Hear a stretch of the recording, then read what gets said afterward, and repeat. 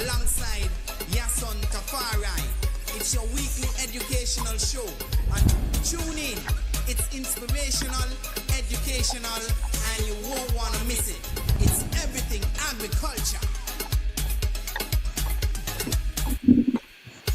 Hey, this man Easy inviting you to tune in. It's all about everything agriculture with the man Bankie and Company alongside Yahsonn Tafari. It's your weekly educational show. And tune in.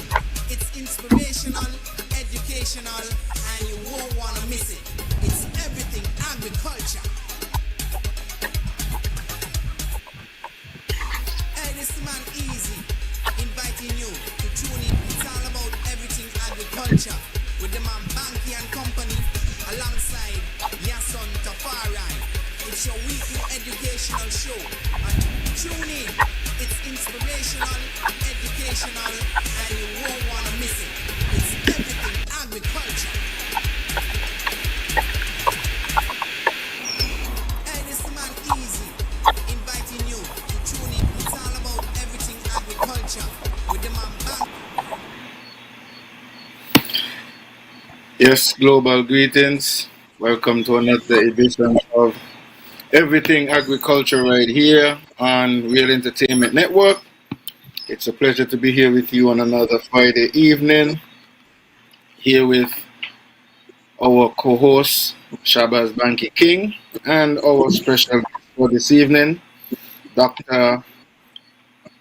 Machel Emanuel. And we're going to be engaging in a very interesting discussion this evening, and we look forward to engaging you. I want to say good evening to my people here in Oli and Layamiga, the indigenous community force in Nevis, or for throughout the entire Eastern Caribbean, and for those of you who are locked on, around the globe, whether it's Russia, China, France, Africa, America, England, it might be morning or evening or daytime, depending on where you're located. So one of the greetings may be applicable to you. Tonight we have a very special guest, and I would read to you a brief biography we have before we introduce him to the platform and give him the opportunity to make his opening remarks. But I'll read that and then I'll introduce Bankie, our co-host, and then we will give the opportunity. So, Dr. Machel Emanuel is a lecturer, researcher in the Department of Life Sciences at the University of the West Indies, Mona campus in Jamaica. He received a PhD in botany from the University of the West Indies, Mona campus. He is the principal investigator in the Life Science Cannabis Research Group. His research team conducts research in the areas of tropical horticulture for cannabis sativa, its application, consistency, efficacy, and quality control throughout the cannabis value chain. His research team collaborates with the Humboldt Seed Company in the development of cannabis germplasm suited for equatorial cultivation. The research group has also received grant funding from BioBase Worldwide Organics in advancing sustainable and environmentally friendly practices from cannabis production. Dr. Emanuel is the vice chair of the Bureau of Standards Jamaica Cannabis Technical Committee for the development of standards for Jamaica cannabis industry.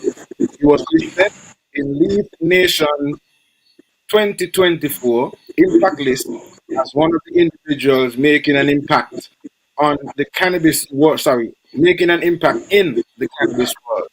In 2015, he was the second place winner in the best style farming category at High Times World Cannabis Cup held in Negril, Jamaica. So, people, I know you don't have to wonder what the main topic will be this evening based on that biography we shared. We will be talking cannabis. cannabis in the Caribbean, cannabis in St. Kitts and Nevis, and cannabis globally. With that said, Banky, I give you an opportunity to introduce yourself and make the opening remarks, and then we will get into some reasoning with the professor. Yes, and good evening to you, and good evening to our guests, Doc. Also, good evening to those listening to the sound of my voice. Greatly appreciate you guys tuning in this Friday evening to Real Entertainment. Shows that you have an interest in what goes on within the environment, whether it's cannabis or agriculture itself, or any other topic we tend to have here when it comes to giving the information to you, the general public, and the listeners. Let me say good evening to Kevin. I know Kevin is usually one of our listeners who want to shout out young Kevin there. That's Young Rogue up there in Hamilton. And also, wherever you're at the sound of my voice, as I said earlier, yes, and all to give the appropriate greetings and stuff like that. So I just want to also say, remember, next week, Tuesday, we'll be having a special guest, Oliver Jensen, who is the founder of the Destiny Project. But we'll have a special time, which will be at 4 p.m. in the afternoon.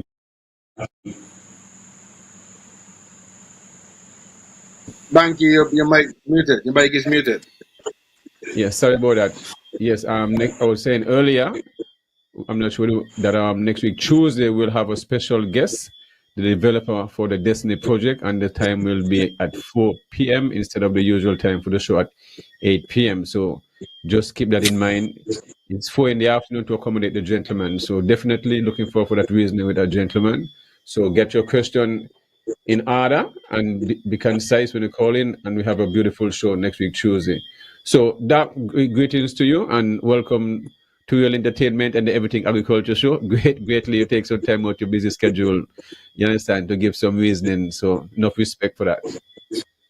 Yeah, man, give thanks. It's indeed a pleasure to be here, sharing reasoning with the Rastafari ones particularly. And I understand St. Kitts is on the verge of really rolling out their cannabis industry, the legal framework per se. So it's indeed a pleasure to share some of my thoughts and experiences with with with with your listeners. Give thanks. Yeah, man. Enough respect. Yahsonn? Yes, it's an honor and an opportunity to have you on the panel because, as you mentioned, St. Kitts and Nevis is on the verge of rolling out their cannabis industry, and there's seemingly some lag in making that a reality. And I think this is very, very appropriate, especially this conversation will be very appropriate, especially seeing that in recent times we are seeing an upsurge in arrests for people with cannabis and on St. Kitts and Nevis. And it's sad because we would have made some forward moving steps, and then we seem to have had a lag somewhere in between, because between passing the bill in the House and putting the regulations together to support the laws, we are having some issues and challenges. And in the interim, we, the masses, are suffering. And so this discussion, I think, would be timely. And I also think having a discussion in terms of the more intricate Yahsonn, aspects of cannabis. there's a noise in the background. I'm not sure if someone phone on. It's like a kind of getting a feedback somewhat. You have on a device there? I only me hearing it? Only me I'm hearing it? I'm hearing it, but it's not me. I don't know. But I'm Okay. not sure if you can All put it right. that way. But I'm hearing it Okay, too as go well. ahead. All right. Yeah. So I was saying, the various intricate, aspects of the cannabis that you're gonna deal with. You talk about the Bureau of Standards. You talk about the development of various strains and seeds and so on. So it seems as if we have you could say a cannabis chemist here in our presence this evening. And so we look forward to the engagement and the discussion. So I'll give you that opportunity to, give an introductory statement and, share a little bit about yourself, and then we could get into some of the other issues. Yeah, and glory to word, glory to song, glory be unto the power of his imperial majesty, Emperor Haile Selassie the First, give thanks and praises, and yes, as we know, cannabis in terms of ganja in the Caribbean is more than just a plant. It's a culture, it's an expression, it's a people.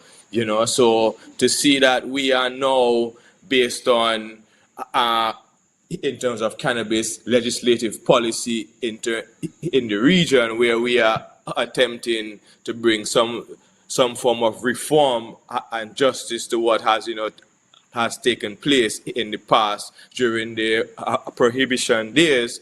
It is important for us to put the people first. And in today's world where we live in, we see that we don't necessarily emphasize the role that plants in general play in our day-to-day lives and our human well-being in such a profound way.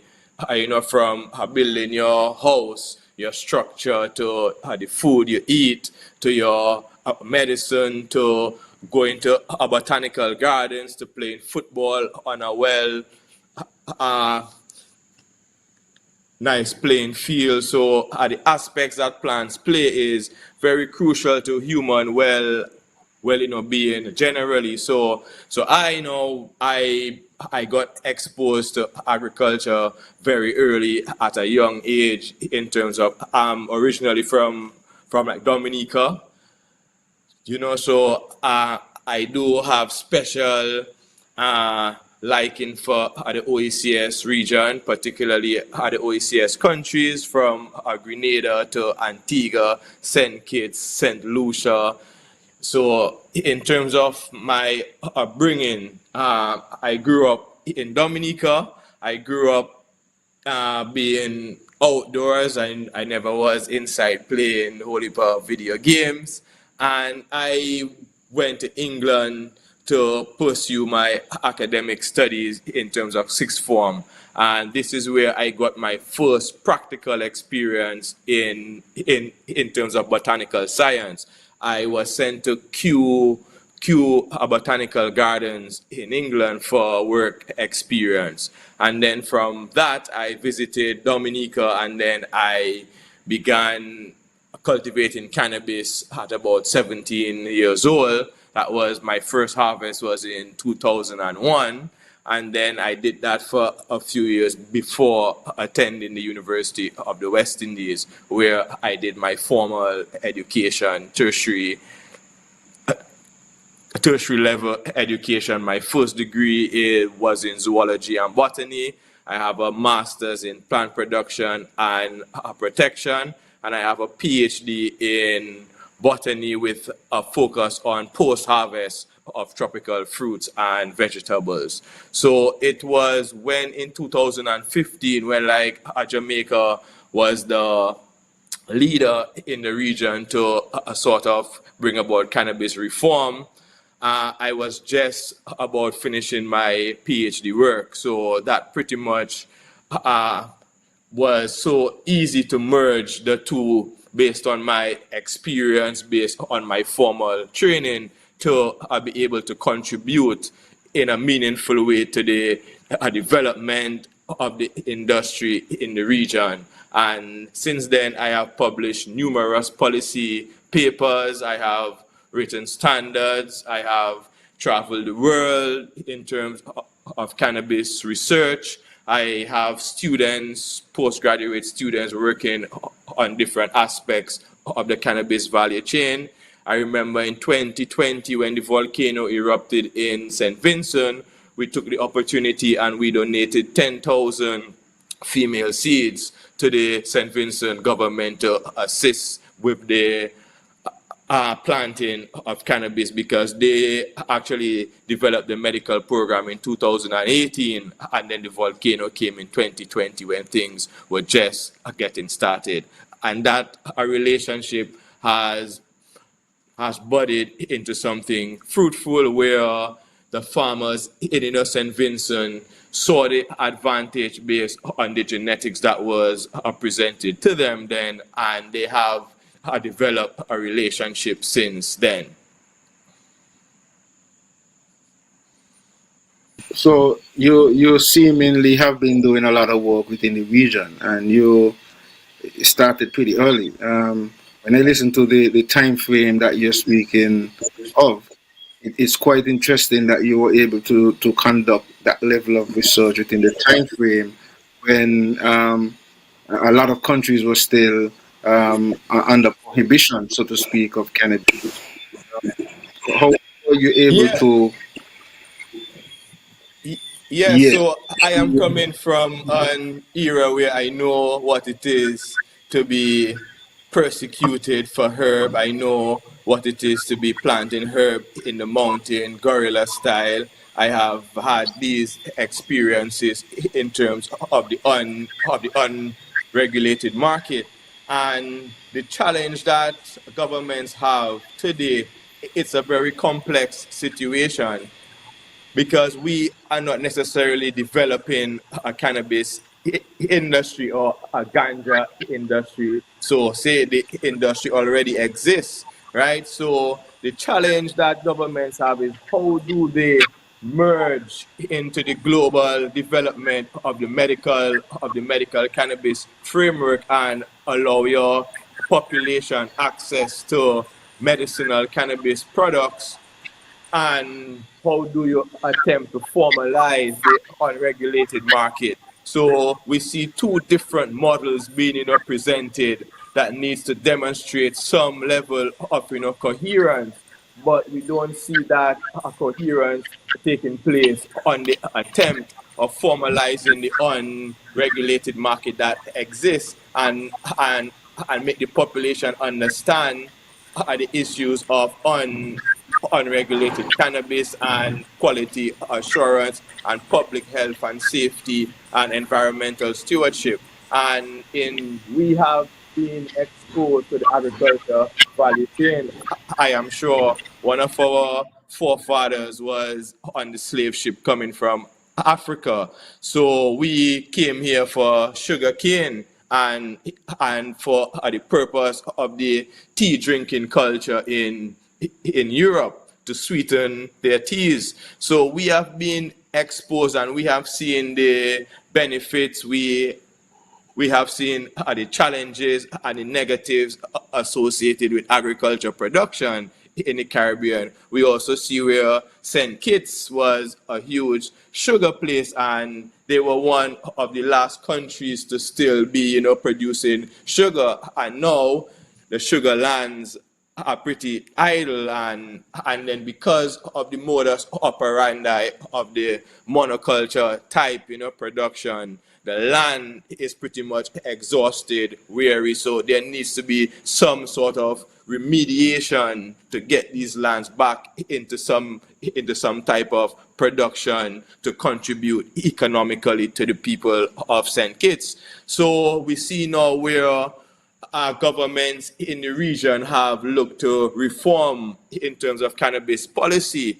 And yes, we have seen the focus on medicinal cannabis, particularly within the global context where the International Narcotics Board of Control would facilitate the development of medicinal cannabis. But we see where other aspects of the cannabis reform policy has been somewhat ignored in various regions. For in example, development of the social equity programs. How do we enable the average Kittitian or the average Caribbean person who has indigenous knowledge, who have experience, who have been part of the unregulated market, an opportunity to partake in the regulated space?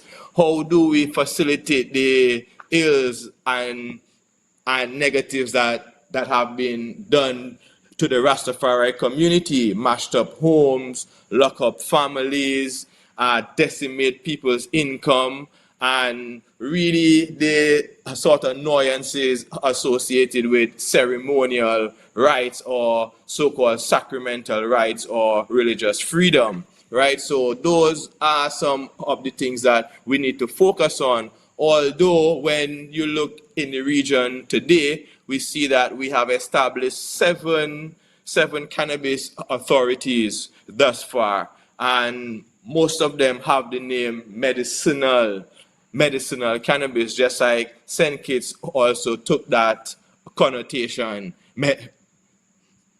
medical cannabis licensing authority. And I always caution that is not because you are named the cannabis licensing authority that your success should be based on the amount of license granted, right? The focus is on what is the sort of overreaching arch in terms of society based on cannabis reform policy. Are people living better? Are people not are being wary to be locked up? So the effect on society generally has to be put into focus based on your local populace. What is the sort of local consumption patterns? What are the cultural aspects associated with like cannabis production, consumption, distribution? So those are some of the things that we need to pay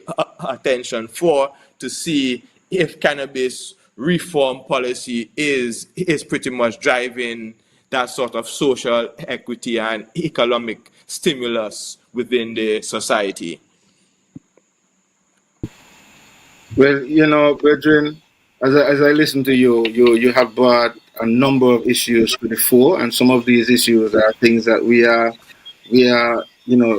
dealing with in these parts, because we spoke to the fact that many of the other territories have sought to zoom in on the medical cannabis side of things and have, well, speaking for St. Kitts and Nevis, um, I would say have totally ignored the other aspects.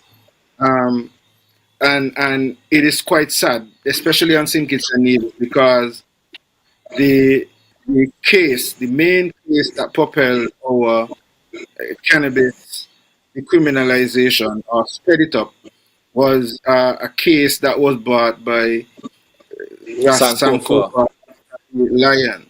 And in that case, Sankofa challenged the authorities based on spiritual or religious use of cannabis and personal use of cannabis.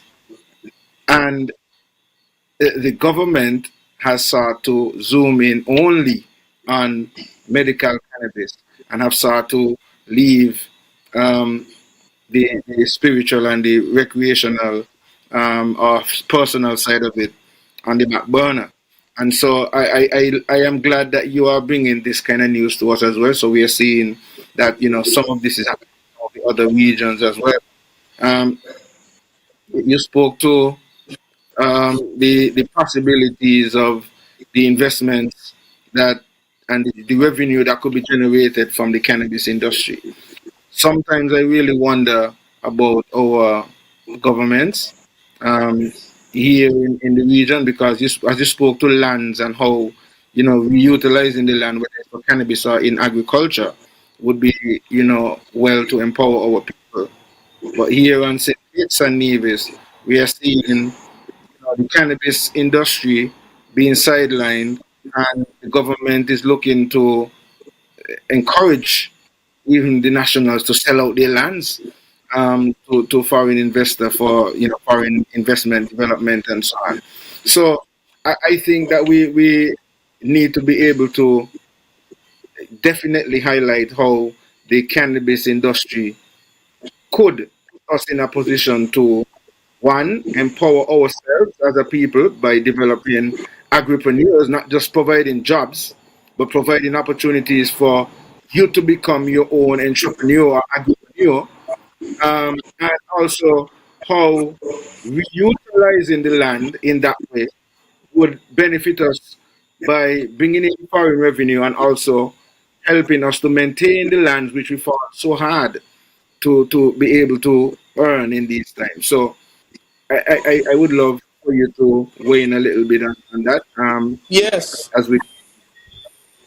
Yes, and you have made a very interesting point, right? Speaking about the issue based on Sankofa's case and what really took place, and we see where St. Kitts and Nevis promulgated the Rastafari Rights and Recognition Act, right? So what we see is similar what I just spoke of. We see that the licensing authority has been pretty much set up with the cannabis, the medical cannabis bill of 2022 to facilitate the licensing authority and the issuing compliance governing of the medicinal patient-driven access towards cannabis. But we also see where the religious freedom aspect of the bill is in the Attorney General's chambers. So we see where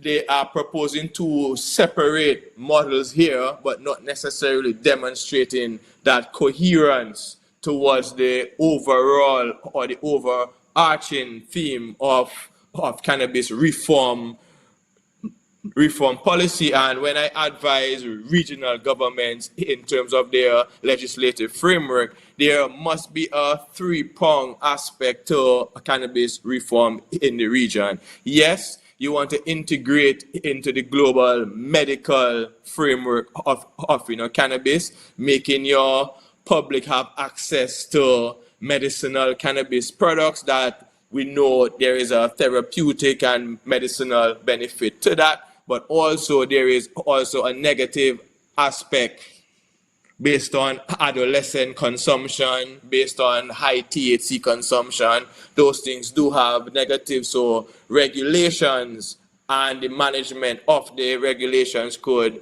like definitely bring a better education, a more understanding to the therapeutic and medicinal benefits of cannabis within your society. And then we must look at the religious freedom or ceremonial rights aspect of cannabis in terms of the indigenous and Rastafari people, right? And then you must develop some social equity programs to allow the average citizen aspect to economic inclusion without the same barriers of entry of a foreign investor company. I know there is talk that investors gonna come and the small man is gonna get left out. The foreign investors do have a role to play because they will bring this sort of capital injection which is necessary based on facilitating the linkages within the value chain. It does not necessarily have to come from the cultivation. It could come from manufacturing. It could come from the development of the auxiliary companies. And this is something that we have not seen development of, like the sort of side linkages, such as the fertilizer companies, the pesticide companies, the infrastructure to support the actual development, even the extension surfaces that the government would have developed for other agricultural crops, the incentives based on the discounts, the concessions, the duty-free, those things should now be able to applied within the sort of cannabis framework to facilitate that inclusion and economic development through the actual commercializing, or what we say commoditizing cannabis today. But I would just like to touch on something else quickly. So I recently drafted the ITAL standard for cultivation for sacramental cannabis. So the issue of sacramental ganja, because I understand there is a level of ambiguity using cannabis and the word ganja, right? So how do we know as a Rastafari community differentiate cannabis that is used for spiritual aspects or religious purposes that brings in a sort of moral and ethical value compared to the commoditizing and medicalizing cannabis based on how it's going to be treated through the modern day pharmacopoeia? And this is one of the greatest challenges, because our medical fraternity has been trained, and the infrastructure and framework that has been developed based on our pharmaceutical council is a sort of conventional driven approach towards medicine. So we have those synthetically produced drugs that doctors can now prescribe. So when we look at the traditional aspect and how we have treated our traditional healers that have this level of indigenous retention of knowledge has been sort of chastised and put aside.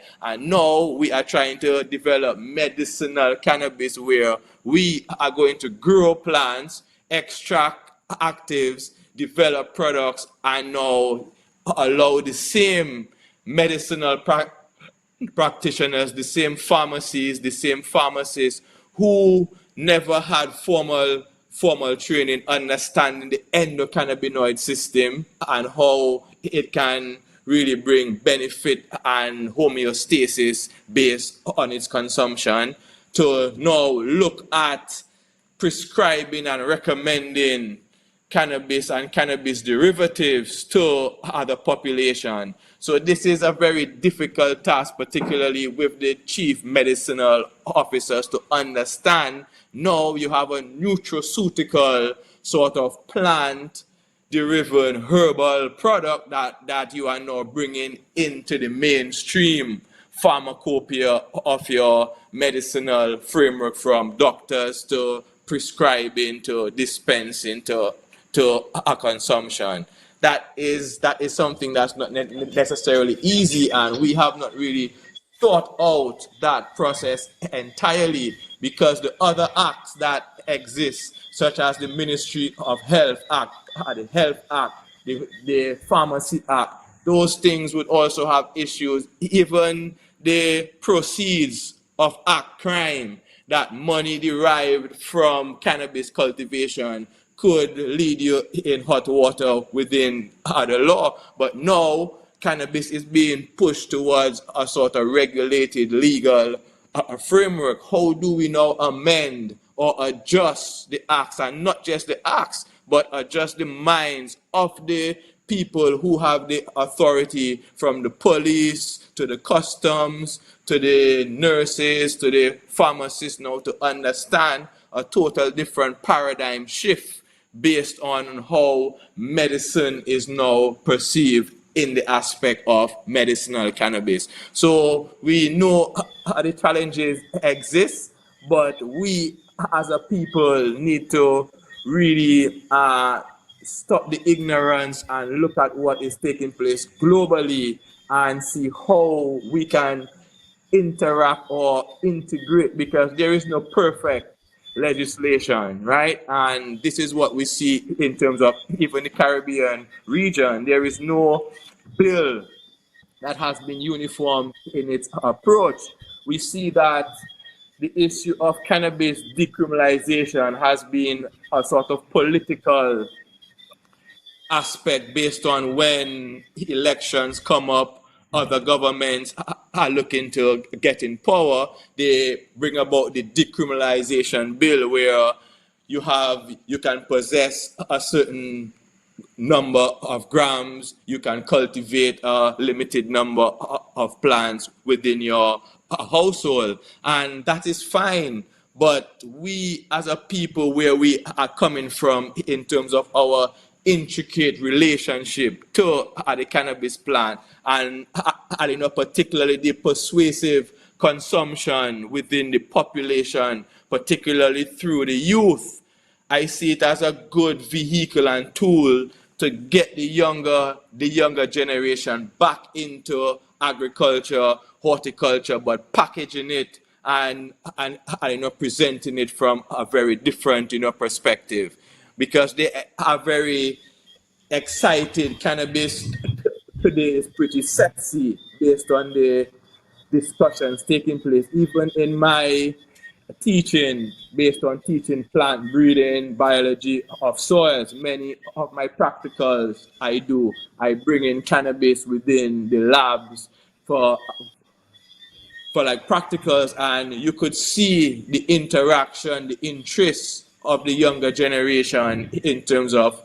university students wanting to get involved and contribute because in some way along their journey they had an uncle that was a Rastafari, a father that possibly used herb, a nephew, a brother. So they have been exposed to it from a very different perspective. So now understanding that you are in the university, like think of this, if one of Sankofa youths would now engage in terms of cannabis education in a formal way, they would have a significant advantage over somebody now who never had that predisposed experience, right? So these are the sort of aspects that we need to sort of develop and and understand that it is not just the foreign investment and the medicinal cannabis, but the issue surrounding ganja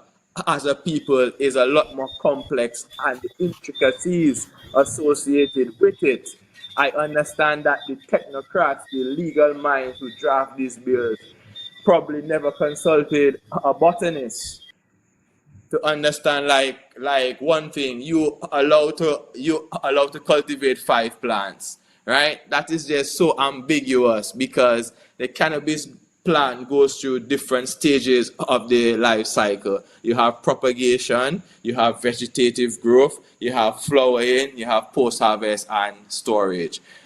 Giving somebody the opportunity to plant 5 plants. It could be 5 seedlings, it could be 5 male plants that has no economic value. It could be 5 plants in the vegetative stage that has not started to synthesize trichomes, that has no economic benefit or therapeutic or medicinal benefit to that individual. But until that plant develops sexual maturity into a pistillate plant, a female plant that is now synthesizing the glands that produces the cannabinoids, the terpenoids, the flavonoids, and if I can just speak about the endocannabinoid system briefly, that the endocannabinoid system, it's in all higher organisms. We see it in amphibians, we see it in mammals, we see it in reptiles, right? And the endocannabinoid system has been there to maintain homeostasis. So to maintain that balance of your involuntary mechanisms, such as pleasure, such as sleeping cycles, such as appetite, those things. So even that euphoria one feels after exercising, which is referred to as the runner's high, it's your endocannabinoid system. Your body is naturally producing cannabinoids that are interacting with your cannabinoid receptors to give you that euphoric feeling called the runner's high. Even a mother suckling her baby via breast milk, that breast milk is loaded with endocannabinoids to stimulate appetite, but also induce very lethargic and sleepy and relaxing sort of euphoria. So our human body has been naturally designed and been interacting with cannabinoids naturally that we naturally produce. But the cannabis plant, on the other hand, produces some of the most concentrated cannabinoids known to mankind naturally.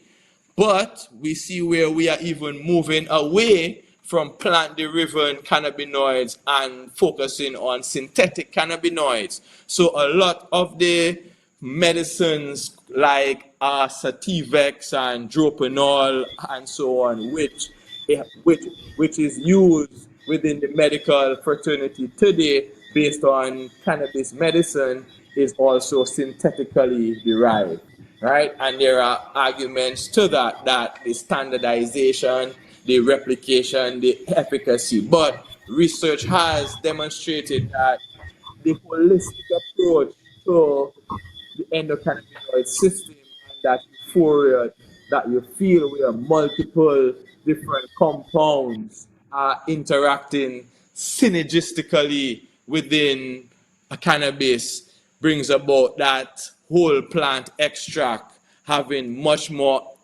efficacy and less side effects when actually consumed compared to its synthetic counterparts. And we see in the whole world, such as in Asia, in Africa, in Australia, we see where synthetic cannabinoids is a real epidemic in the society that has been causing significant harm. And we in the Caribbean, none of our laws and regulations have really looked to restrict the importation or the criminalizing or the distribution of these synthetic cannabinoids. We can't even test for synthetic cannabinoids. Doc, one of the things I want to touch on is the safety and the growing of the cannabis plants, because a lot of people are into growing of plants. They're using Yeah. different mediums and stuff like that. For me, safety is always everything to the body, whether it's vegetables, tree crops, and now it's cannabis. So I wanted to expound on this choice of soil type, the microbes, the earthworm, the importance of these natural biological organisms than growing the plant in Promix or peat moss and other mediums. What is the difference when it comes to growing the plant in an organic way, when it comes to the earthworms and the different mycorrhizas and stuff like that, and the type of microbes that the plant always also uptake, and you also, it is a part of the fruit itself. Why is safety is such a big deal when it comes to anything that goes into the body as a researcher?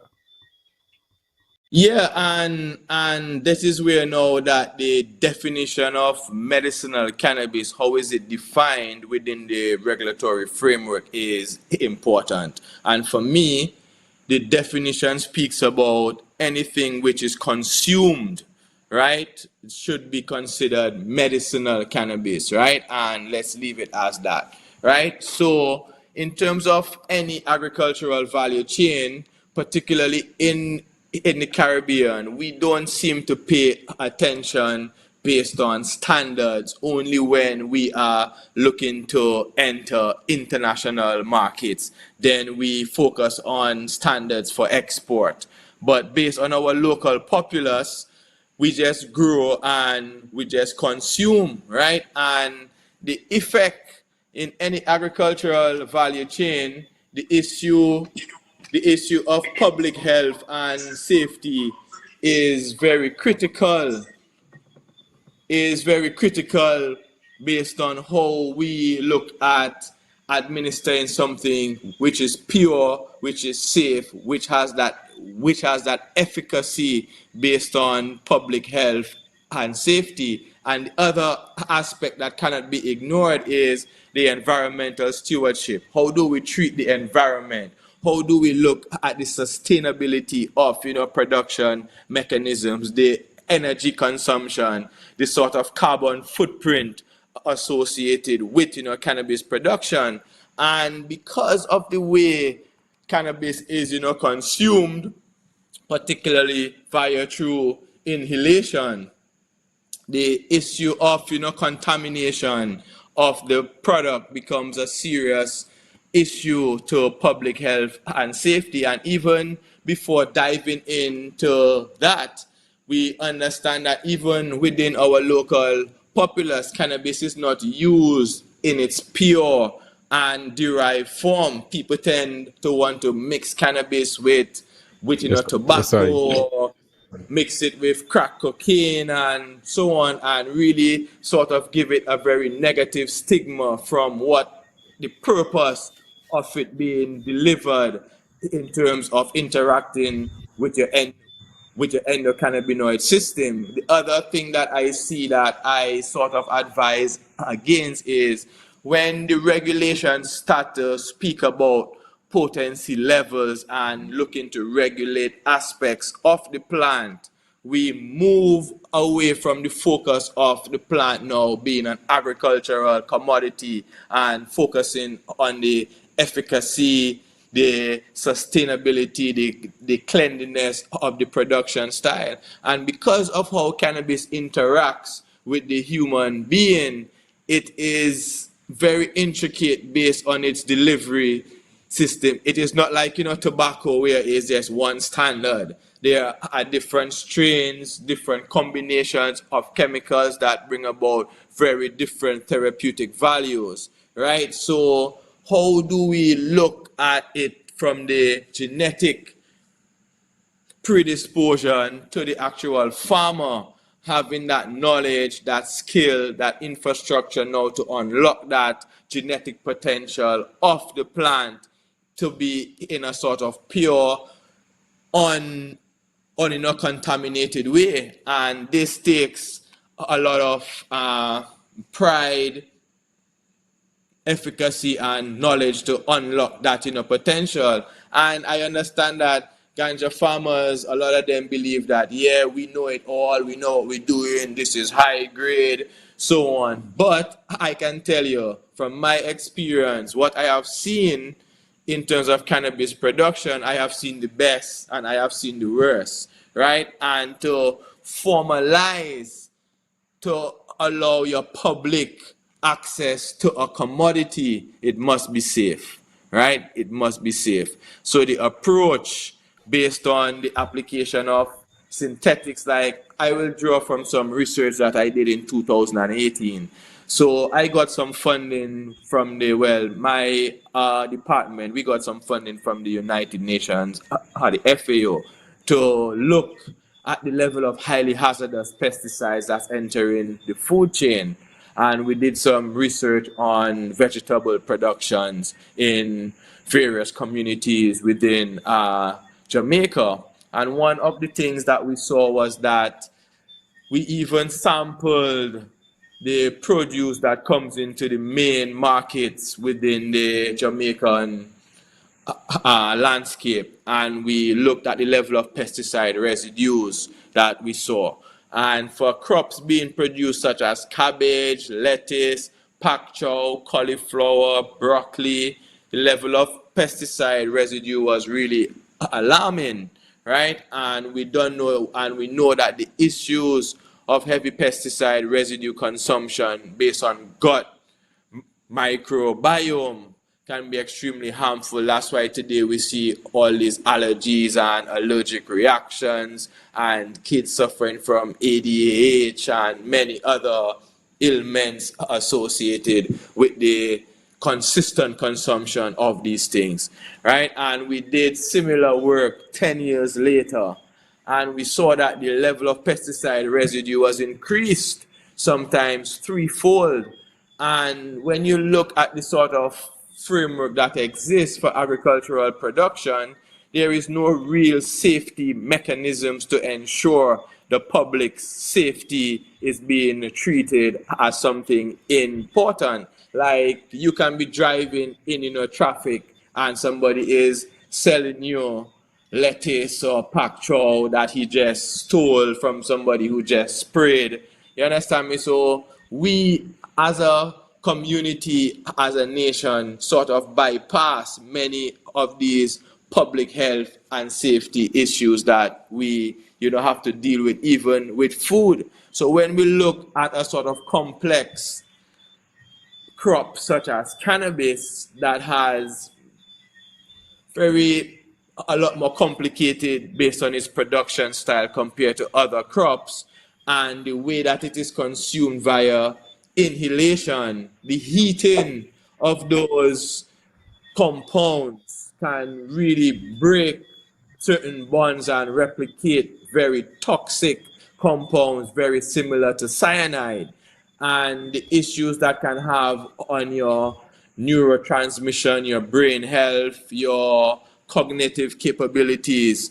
And it's not just about one puff, but it's about consuming that sort of tainted cannabis with heavy pesticide residue or fungicides over a very long period consistently, right? So now that we are moving it from being an unregulated or a black market commodity to a legal commodity that the public has access, they need to really understand the issue of quality assurance and public health and safety. Like one of the things when I travel the Eastern Caribbean and I look at cannabis, one of the standout things that we see is the level of microplastic contamination. So people are really inhaling and combusting plastics, right? Because of their post-harvest or the tarpaulin they use to dry it on, or the plastic they are packaging it and storing. The herb is very sticky. The static energy of microplastic is adhering to these flowers, and we are combusting and smoking and inhaling that in a very persuasive way. So those are some critical things that we have to look at even today. When you look at the global trade of cannabis, no country is importing cannabis that has not been radiated because of the presence of microbial contamination. And if somebody has an allergic reaction to fungal mycelium, we in the humid tropics, I'm sure all of us here have seen, cannabis with mold, right? So even in the humid tropics, starting from breeding the plant to understand mold resistance, to proper post-harvest and storage to reduce that level of microbial contamination. I have a PhD student who their research is dedicated to the microbial contamination of cannabis, and we have isolated some very harmful fungal pathogens that could have real detrimental based on human consumption. So those are some of the things that I think when we think of legalizing and allowing now regulated public access to herb, this is some of the education that needs to actually happen for the population to understand the difference in consuming and purchasing something that is safe for themselves, safe for the producer, and safe for the consumer, versus risking consumption from the black market, which you don't necessarily know what it is being grown with. Like some of the black market things I have seen where herb is being stored, where it's being grown, is not even fit for animal consumption, much less for humans. You see, what this is one of the, I'm glad that I touched on this, because this is one of the things where in this environment you'll hear some of the younger generation or some of the middle age, those who the users of herb, don't ask for, they want loud stuff that is imported, and they don't realize they are synthetic cannabis. Especially there's one that is called Kush over in the African region, Yeah. which is almost like crack. And the synthetic herb and the herb that is grown, they can't even tell the difference. So how can one differentiate herb that they are using is a synthetic cannabis and not a real cannabis? And the government is really not even looking into this part of it. So by having these shows, is like people being entertained using the cannabis as a recreational. They drink, they have the Guinness or the Carib, whichever beer of their choice, and then they have us, but they just realize they want the highest of the highest, whether it's 57%, 47 THC. They just want the highest of the highest. Well, I'm really glad you raised this point, because right now we are experiencing a significant level of dumping in the Caribbean, right? Based on inferior cannabis products coming from North America, particularly the United States and Canada, right? And it has seeped into our markets where it is somewhat the preferred choice of cannabis via locally grown, sun-grown cannabis that we have been known to. So obviously what is being shipped here is the reject, right? The A grade, the B grade is being retained in these demographics for their own local consumptions. And the F grade, the E grade, the D grade is what is being shipped. So particularly Canada, that legalized cannabis in 2018, there was a large level of overinvestment that took place into the production. So Canada now produces way more cannabis than the country can actually consume. So what has happened is that there is a lot of cannabis that does not meet the level of quality assurance that the market demands. So this cannabis is supposed to be rejected and incinerated, But if you are a producer where there is a market based on the developing world, such as the Caribbean, they are willing to make these arrangements based on if I consignment agreements, because they by law supposed to dispose or incinerate at least 25% of their production. So that 25% is what we are seeing seeping into our Caribbean destinations such as Barbados, Antigua, Jamaica, all these countries. And it's really inferior quality cannabis that should be rejected for many reasons, right? And that is a serious issue that we need to address, because 20 years ago, these countries were looking towards our sun-grown cannabis that was grown by the Rastafari or the traditional farmer. So what have And now, changed? So what have changed? Why they prefer to use these higher grade of THC and they favor this type of herb? What really have changed so within the society? So what has changed is the demographics of what cannabis is, how cannabis looks, how cannabis smells, how cannabis makes you feel. So the human palate for cannabis has changed. So prior to Jamaica decriminalizing cannabis in 2015, we did an island-wide survey, and the average THC that we got was 8%. There was one particular sample that tested 13% that was an outlier, right?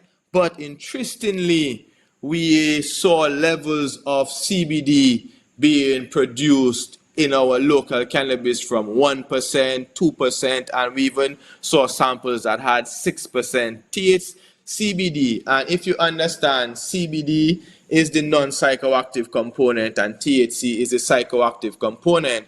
And when you inhale cannabis, the majority of your receptors are in the frontal cortex of your brain. And that area of your brain is known for higher function, cognitive capabilities, planning forward, right? So think of it. So the ratios that existed in our traditional cannabis never exceeded possibly 20 to 1, 15 to 1. The average ratios was 8 to 1, 10 to 1 based on THC to CBD. So when you take one puff, there are CBD binding with your receptors as well as THC, right? So it creates a balanced euphoria. But today, the modern day cannabis, we see ratios exceeding 300 to 1, even sometimes 500 to 1. So the research has demonstrated that the difference in the disparity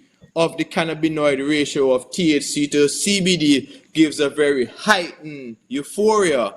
And that euphoria is very simple to understand, because now if you are consuming a product that has 25% THC and less than 0.1 or 0.3% CBD, that one puff you take, it's only THC Yes. that is binding to your receptors. So the issue of schizophrenia, anxiety, paranoia, we see that being associated with that disparity in ratio and high THC consumption. So the younger generation in particularly has found that very enticing to get that sort of heightened euphoria associated with high THC consumption. But that can also have negative aspects within the demographics of your society, particularly within the economic commerce of regulation, where the higher the THC is, the cannabis is perceived as a better quality. So what we see is the testing labs, the faking of THC profiles just to facilitate economic commerce or top shelf. So Yes. so like cannabis that has the highest potency is going to be the most Yes. top shelf and fetches the highest price, which not every day somebody wants to be drinking a 99% alcohol drink. Sometimes they want a beer, they want a glass of wine. So they even want non-psychoactive cannabis that has very low THC but higher CBD profile. So if you are engaging in cannabis reform policy in order to facilitate the medicinal aspect in its entirety, we need to look at the great diversity that exists among cannabis and not regulating the actual compounds of the plant, but ensure that the plant is produced in an ethical, moral, safe manner to ensure its consistency, its replicability, and how we really administer cannabis publicly and allow access to cannabis.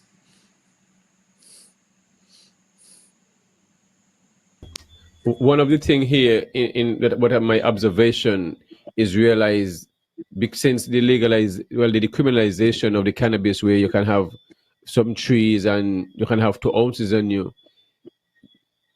So a lot of people, I wouldn't say in different areas, because it's decriminalized, then they sit and they smoke any and any way and stuff like that. But and at the same time, as you say, they are mixing the cannabis with local Fonto, brown, different stuff. Then it give up a different order. So then someone will, well, what are these people smoke? They're not smoking cannabis. And then in some of these strains that is shipped within the country, even if they're growing the cannabis, then they are growing the cannabis with different environment at the same time, and then they're using different pesticides for one, different type of fertilizers and different feeding the plant.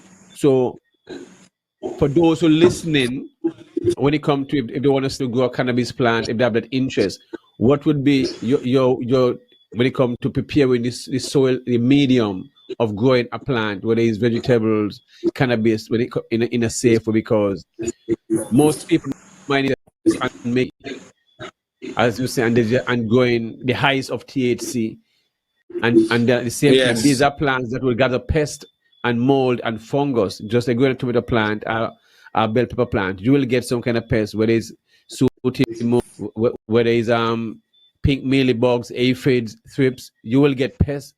So how can you go as I mean, I grow cannabis and I wouldn't have to use any pesticide from.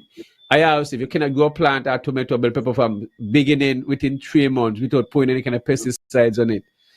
So that is something is wrong within that 3 month space. It made some Very much observation of so. me lacking. Very much so. Yes. I'm very glad that you raised that point, because cannabis has a very fast vegetative so its growth rate to biomass ratio based on its carbon sequestration, it's very productive compared to other plants. So at the right stage in its vegetative state, a cannabis plant can grow up to 12 inches per day, right? And what that shows is that cannabis has also been used as a form of bioremediation. So in order to clean up toxic spills and toxic chemicals or heavy metal content in certain environments, we have seen where cannabis has been used to sequester all these toxic compounds within the mesophyll tissues of these plants and remove it from the environment. So the reason I am saying this is cannabis pretty much absorbs everything within its environment very readily. So the preparation, the area that you grow cannabis in, needs to be understood based on the efficacy of the actual production style and the actual product that you will consume. And even from my experience of, being exposed to like cannabis for more than 20 years now, my resonation with sun-grown cannabis is somewhat very different from, cannabis that has been grown in a greenhouse, in artificial substrates or artificial lighting, And research has also demonstrated that the plethora of phytochemicals that the plant produces under the natural solar radiation is significantly different to the focus on the phytochemicals of THC and cannabinoids that are produced via artificial means. So whilst the artificial means may increase the potency, but the minor cannabinoids that have that really impact on the euphoria in a more holistic way is somewhat being suppressed via these artificial production styles versus the natural means, because we know that sun has sustained life on this planet for over 400 billion years, right? And Yes, sir. it provides the energy for all things. So just thinking of the plethora of different spectrums of light from the sunrise to the sunset, right? And the way the plant has its architectural structure to capture that level of photosynthetic light and translate that to the production of complex carbohydrates, to the secondary metabolites of cannabinoids and terpenoids and flavonoids, is a very intricate process that man cannot just replicate like that, right? So this impact on the human well-being, it's very different based on the association and the interaction of your cannabinoids, particularly of the minor cannabinoids. So while we speak a lot of the major cannabinoids such as THC and CBD, right now research is showing that the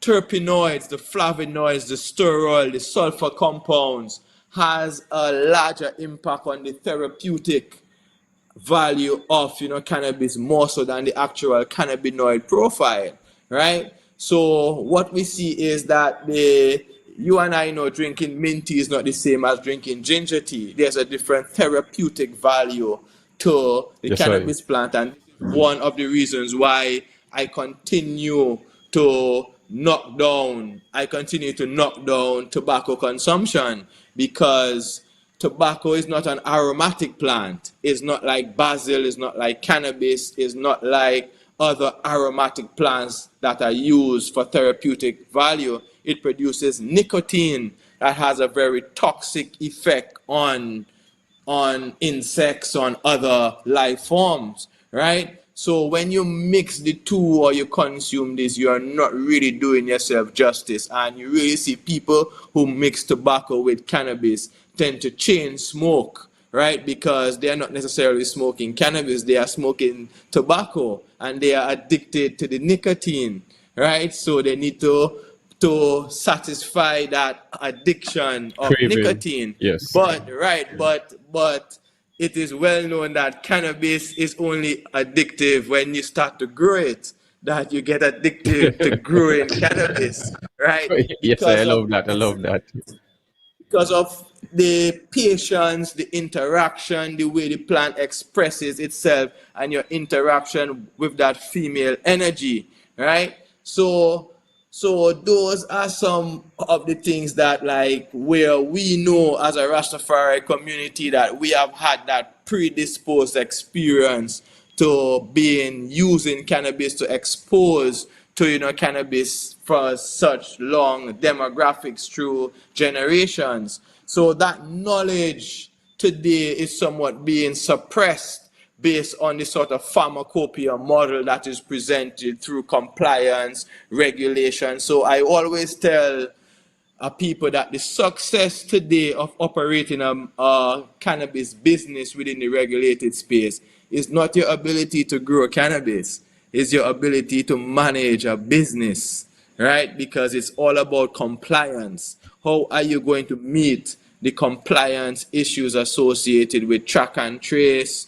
with your SOPs, with all the other aspects of those issues that regulations, compliance, and so forth bring to the actual forefront. So let me put this question out there as we just can talk about the naturally grown, sun grown, those in the greenhouses, those Right. indoors. As we realize, we're talking about a holistic, which means you're thinking about vibration within everything within the environment, have a connection with each other and feeding off of each other. We are within a concrete space, which where no natural you're mimicking nature, you're having a fan blowing, you're having AC running.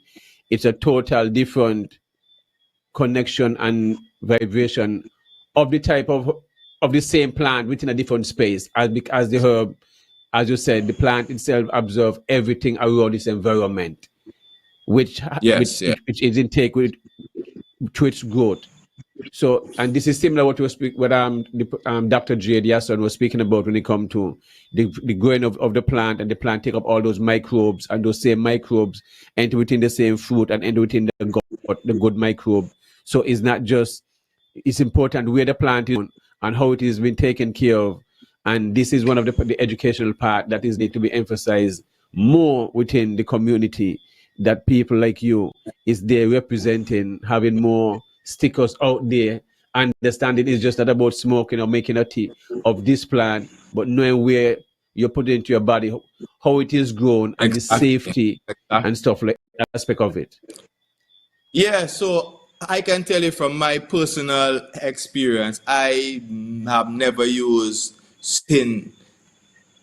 synthetics, only in the case of research, right, to compare. But generally, I am organic. I even have taken it further and grow ital. So we don't use any Yes, sir. animal feces, and there are some various practices. So if I can share the ital standard with you, you will see the sort of premise Yes, that sir. would differentiate ital grown, cannabis. So with that, I tend to use plant-derived nutrients, pretty much a lot of seaweeds, a Yes, lot sir. of sugar beet nutrients that we use based on the nitrogenous fertilizer blends. And then based on pesticide use, I tend to focus on using a lot more biological control. So using other organisms such as fungi, bacteria, to sort of reduce pesticide load without the effect of on its natural enemies. So it's not going to kill the bees, the wasps, the praying mantis. Those things, the ladybugs will still be there when you use those. So we use stuff like Bacillus triangelis, right, which is BT, which is a bacterial spore, and that is used to deal with caterpillars. So once the Yes. caterpillar ingests, or a soft-bodied insect ingests a spore from a bacillus, it's going to disrupt the digestive tract and it will die, right? So you would not Yes. even see the instars being grown, munching down your plants. Then we also use Bas-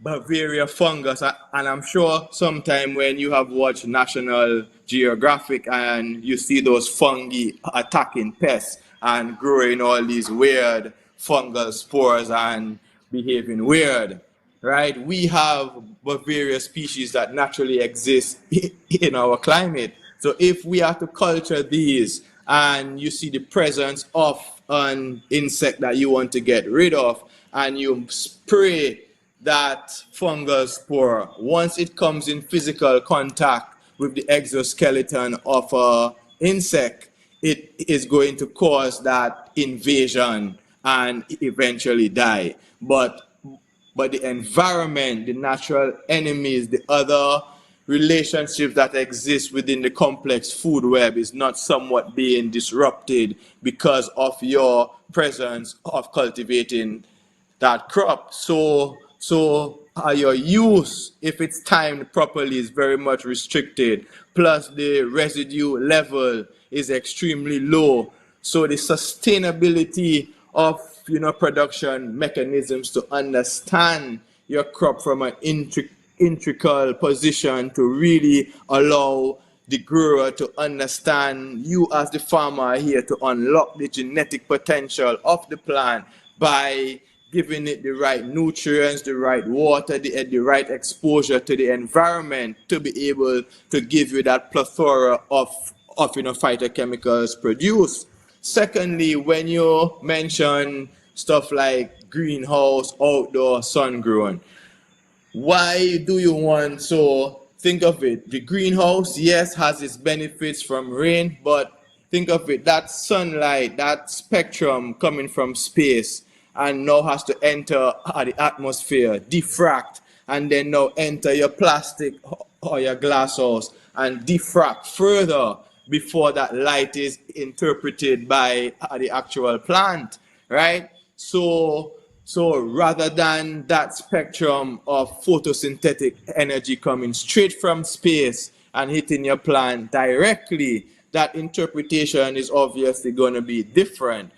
Than now, if you take it a step further, where you use artificial lighting that only has a limited spectrum of light, you can only see the focus based on the synthesis of a certain degree of compounds being focused on and be exploited in a limited fashion compared to the plethora of different compounds that the plant is known to produce in its wide disparity of concentrations and presence.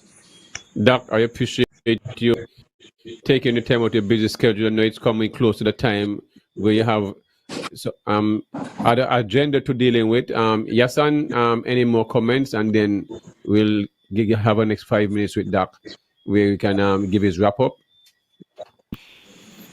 Well, basically, we seemingly have a more, listening audience this evening.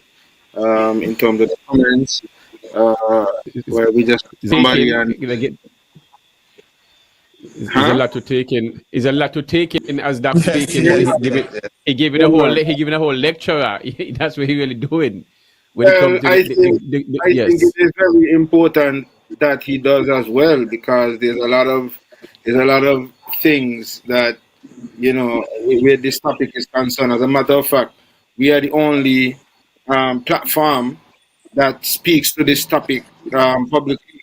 There's no other program that addresses cannabis on a regular Yes. basis. We have been doing this on this platform for over 5 years. The last week in the month, usually we dedicate, we dedicate that with Rastafari towards cannabis discussions, and so it's a struggle.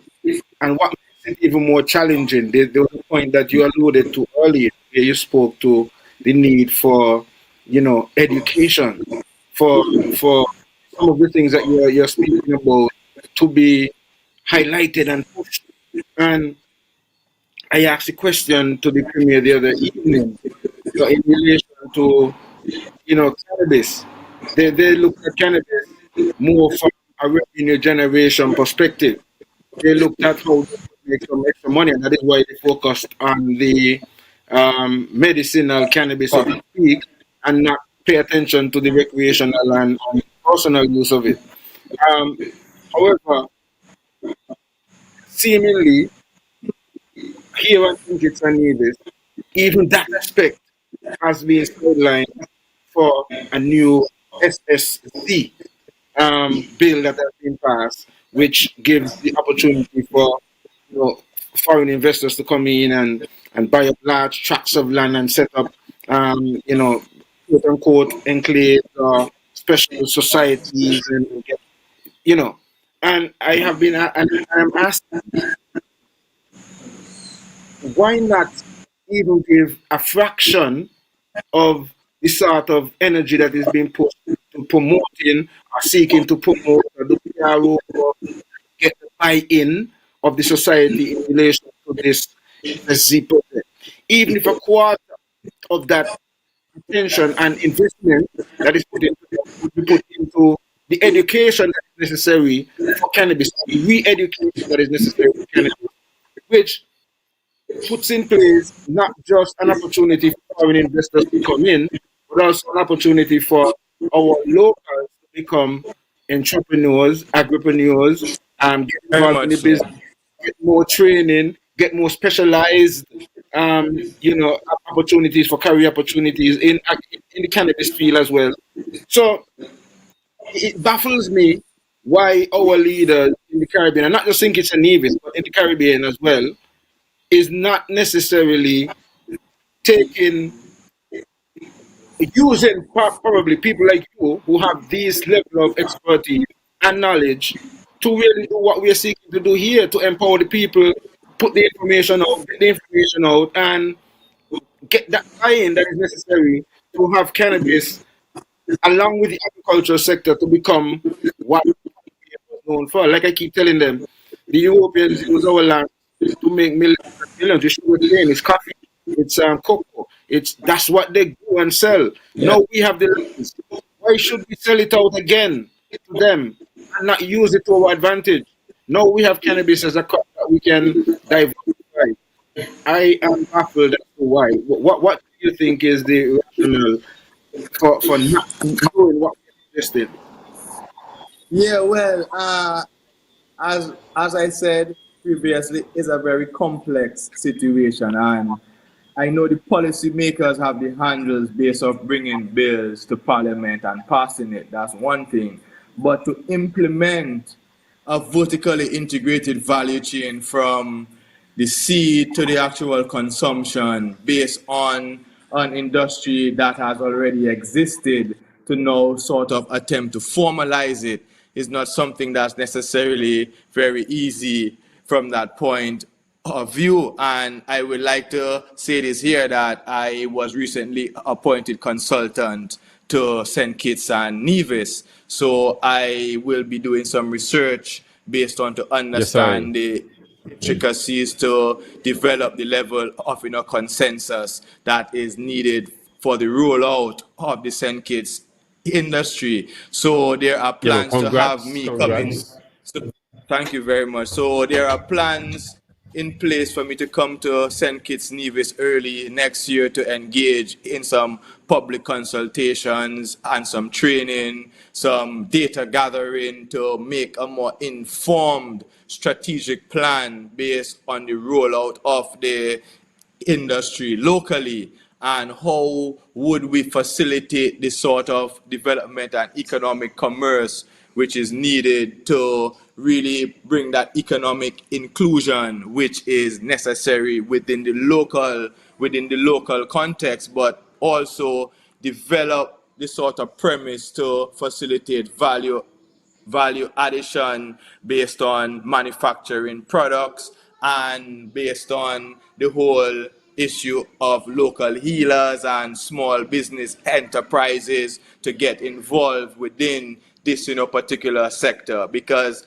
it's supposed to be for the people first and foremost, and the investors are important, but is what type of investor we are trying to attract. Like, for example, you don't want an investor to want to come to St. Kitts to grow cannabis. That's a waste of time. You want them to come to add some value, to set up a manufacturing plant, to produce some beverages or some other derivatives that could have a much more wider impact on the employment, the economic stimulus within the society. So the type of investor is going to be critical, particularly within the early means. You want investors to have that level of investment capital to inject into the value chain to bring about the infrastructure that is necessary to facilitate that development of commoditizing cannabis,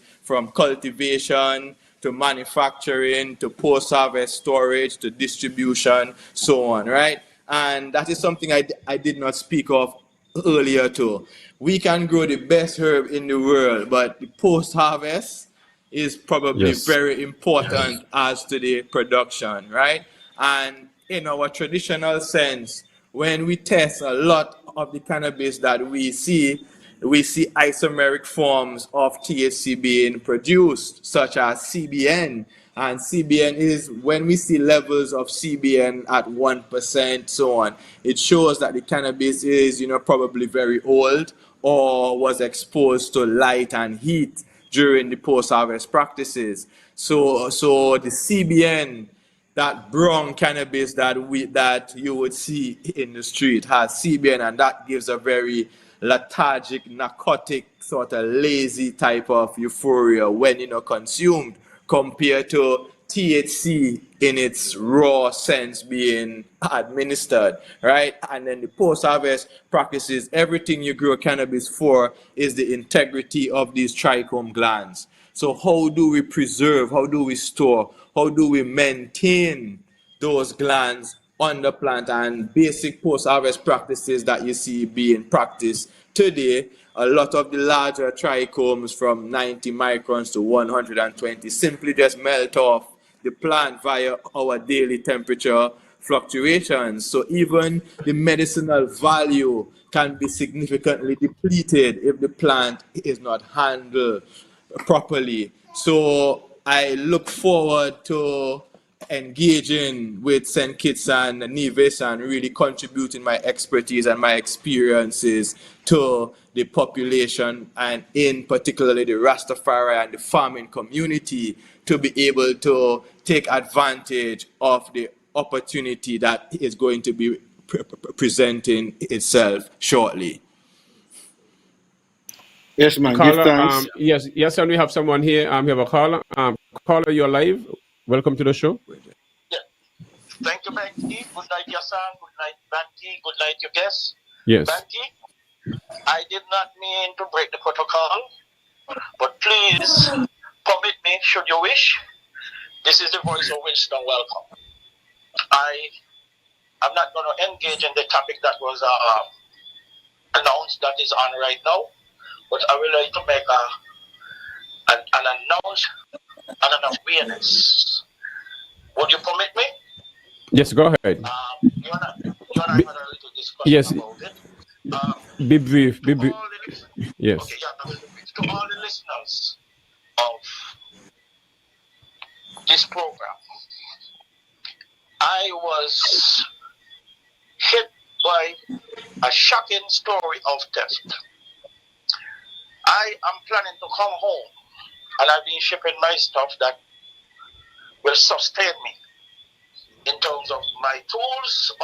I'm a mechanic, I'm a technician, and my household livelihood. I had them stored for burial at my cousin's place, who is passed. The place has been broken from inside, and a young man who is living there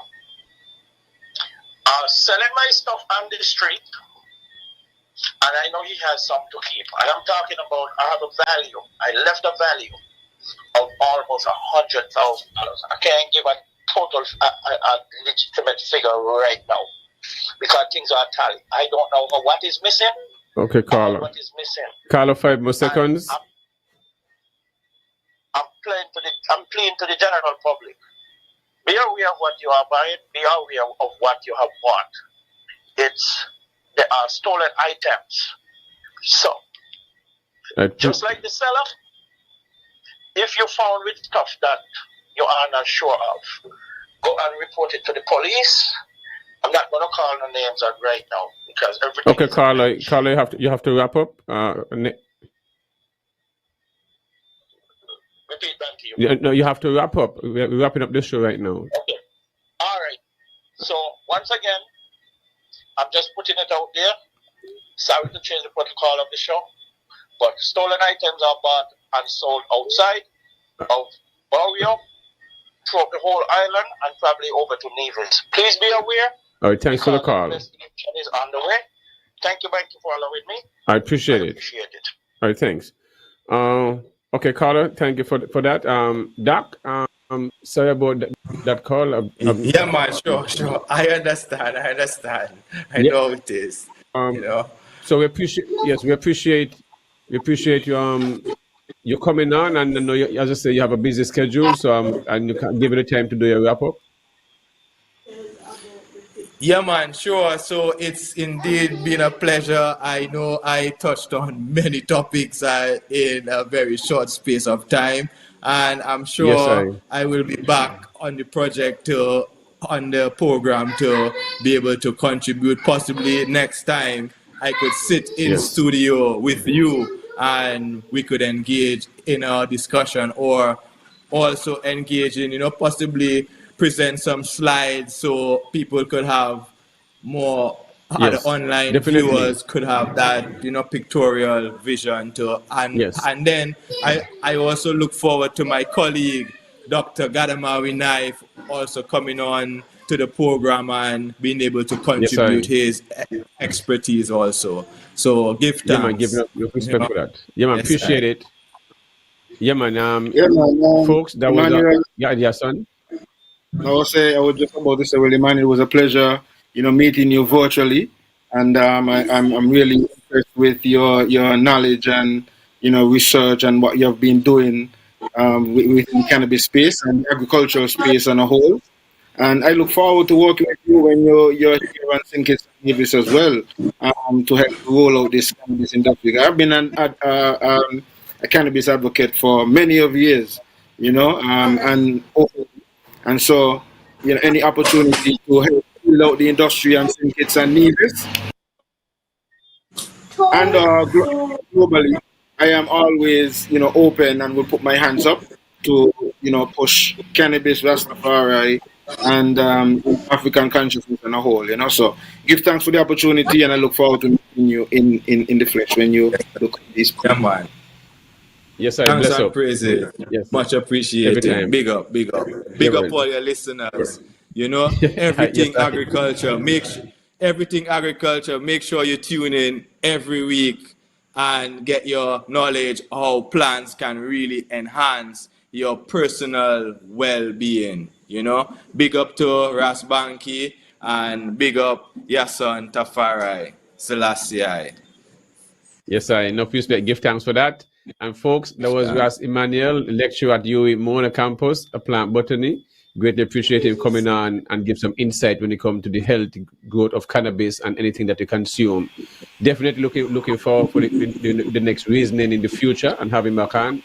Yes, and definitely, I mean, that was a whole lecture right there Yeah, of free information coming from.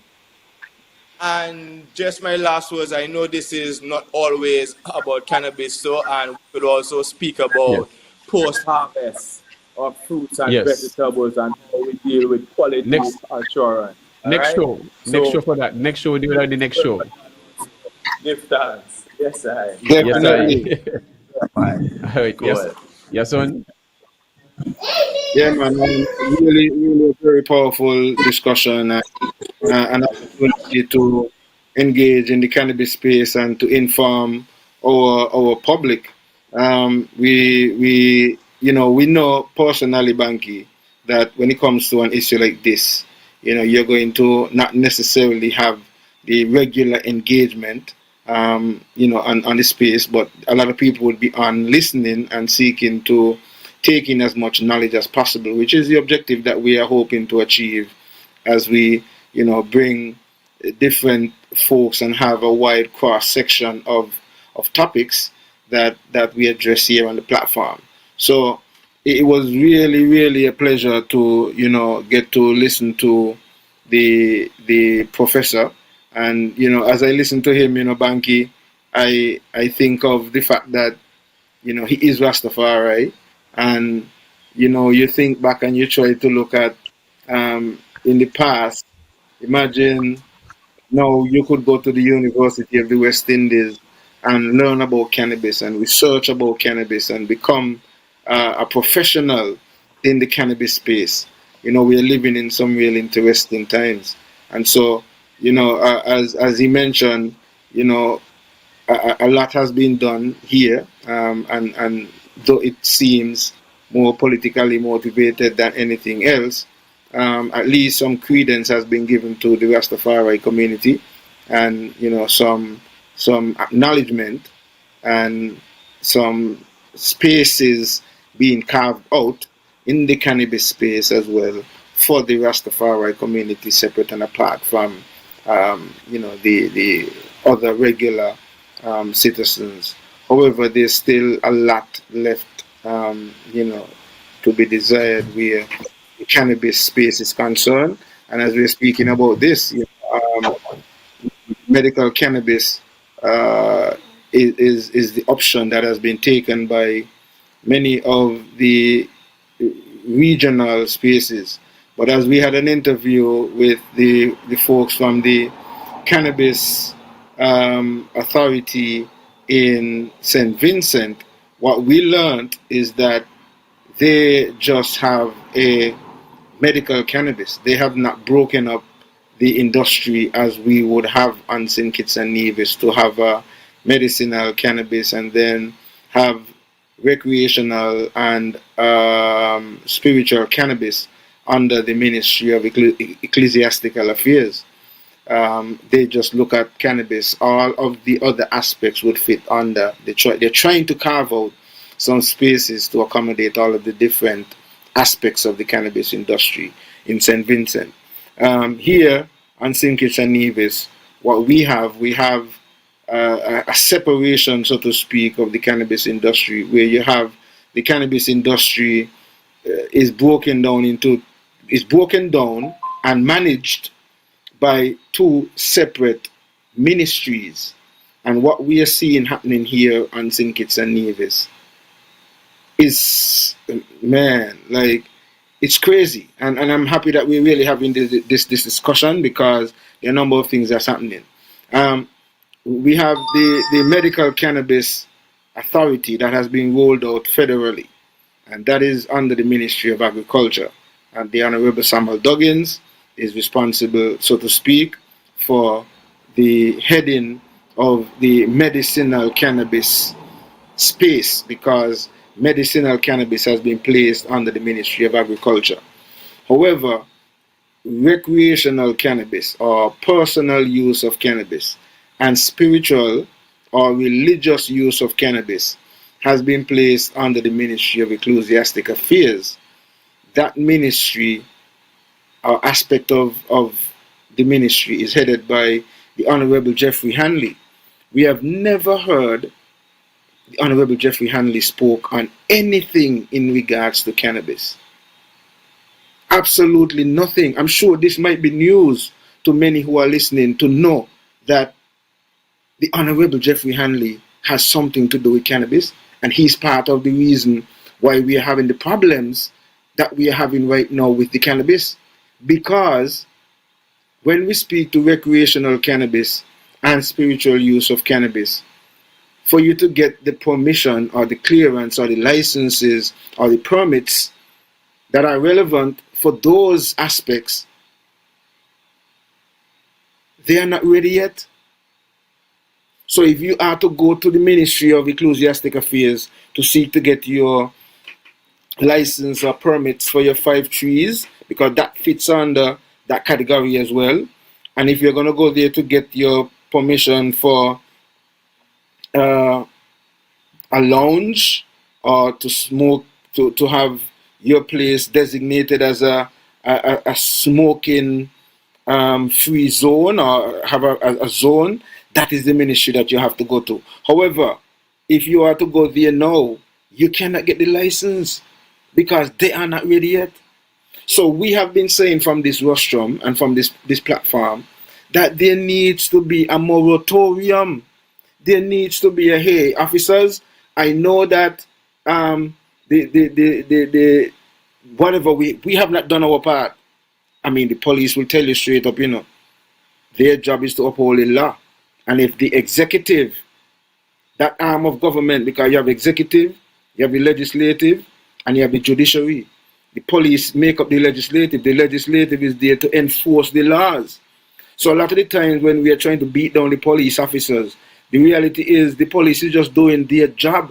Who we really should be beating is our elected officials, who are the ones who put the laws in place and should be responsible for the regulations to support those laws and the rollout. And they have been totally, blatantly disrespecting us.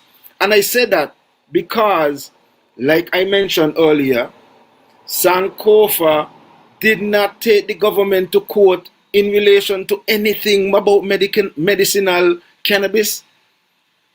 Sankofa took the government to court in relation to recreational or personal use of cannabis, to be able to use it in his personal space, in his house, and his right to be able to use it for his religious or spiritual purpose. And those two areas are the two areas that have been sidelined by the government. They have opted to run full ahead with medicinal while leaving these two main things that we took them to court for. And so I am calling on the Honorable Jeffrey Hanley to be able to take on that aspect that we are paying you for. We are paying you. It's a part of your portfolio. It's a part of your job. Yeah, You are but getting paid Yahsonn, to address this.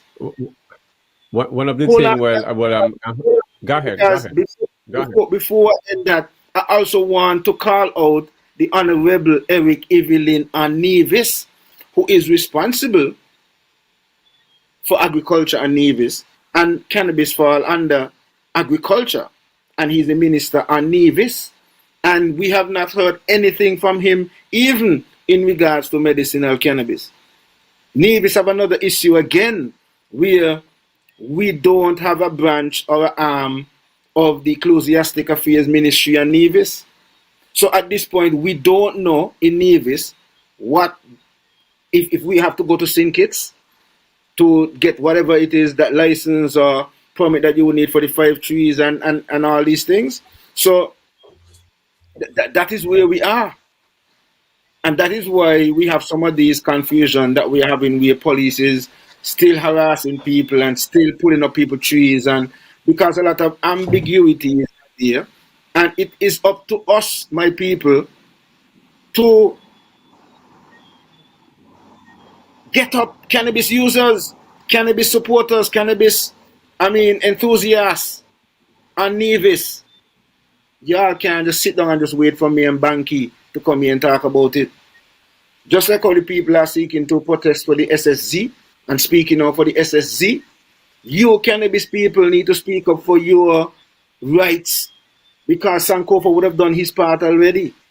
It's up to us now, and I'm not speaking to the Rastafari community, and I'm not speaking to even people who use cannabis, because there's some people who don't necessarily use it, but support the right that it's just a plant and it should be free. And I don't see the need, they don't see the need, like some are, to be so hostile toward a plant. So unless you get up, and this is why I'm saying too, at the same time, when it comes back to the political side, I keep saying for a couple of years now that I'm not upset with the politicians. Me ain't making too much of qualms with the politicians for what they do. I am more upset with my people that they're allowing it to happen, because we are the true bosses. These 11 people in the case of the federal government are the 5 people in the case of the NIA are being allowed to manipulate and play the game of divide and rule and conquer and manipulate 11 to 13,000 people by having you divided one side and one side, when the issues are, in a lot of the times, have nothing to do with sides, because all of us suffer. And so all cannabis users and all enthusiasts and all who may want to open a business, all who may want to open a lounge, all of us are suffering. And you all just can't sit back and don't call it. Listen, ministers, people, and I think the education, as the brethren was talking about, is so necessary, because we as a people need to understand that these elected officials are not our bosses. They're not our bosses. They're our servants. They're our employees. It is our taxes that pay them. So when they say that they can't take $40 million to develop the road over there, it's our $40 million, it's our taxes, it's not their money. And that is why we are so upset that they're not consulting with us, because it is we who are paying them. And it is this kind of reverse psychology that is being used on us in terms of manipulating us as a people, and we not necessarily seeing it, and still get caught up and continue to get caught up with this divide and rule and conquer, and you support one side and I only listening like gangs. So it is up to us. It is up to us to wake up, awaken our consciousness as a people. And cannabis users, cannabis people, and speak up. Come out, protest, do a poll, do a petition, let them see that you are being seriously affected, and let them come out and do the PRO, just like what they're doing for the SSZ. That is absolutely necessary. Some of just what they're doing, all these town hall meetings and all of these things, is necessary for the cannabis industry in terms of helping to re-educate the people, because we have been psychologically abused for over 80 plus years, since 1937, when they chose to tell that lie on cannabis and say it has no accepted medicinal use or purpose. Yeah, Bankie, the discussion was very, very important and very critical, and some of these utterances are also very important and critical as well, so that our people really begin to see things from a different perspective.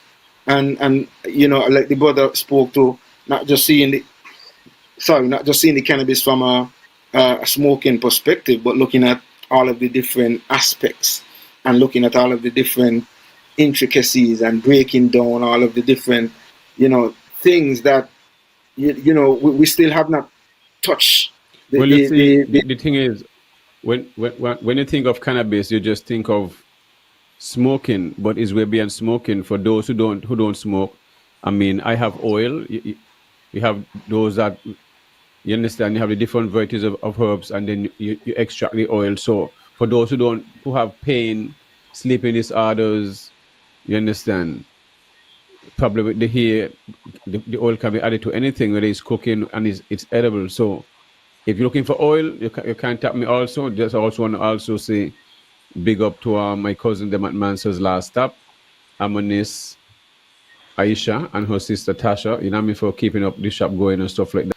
And also tomorrow is Saturday, you can come and get your carmeal and fish, your soul food, make your pies, whether your chicken, your ribs, whatever it is. Just contact them, girls. Some of the best chef.